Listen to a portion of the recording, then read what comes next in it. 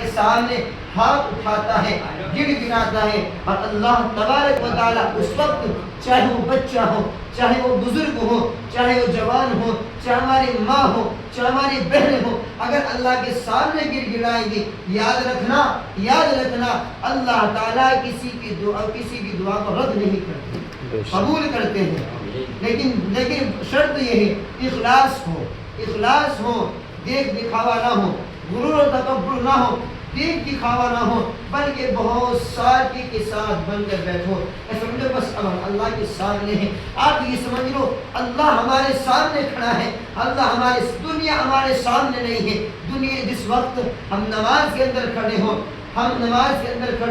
ہم یہ بھی عہد کریں کہ ہم اللہ کے سامنے کھڑے ہیں، دنیا دار کو بھول جاؤ، مال والے کو بھول جاؤ، کوٹھی والے کو بھول جاؤ۔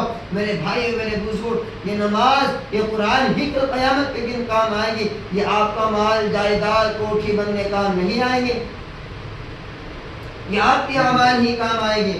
تو ہمیں چاہیے کہ ہم خوب قرآن کریم کی تلاوتیں کریں، خوب عبادتیں کریں۔ اللہ تعالی ہم سب کو خوب عبادت کرنے کی توفیق عطا فرمائے۔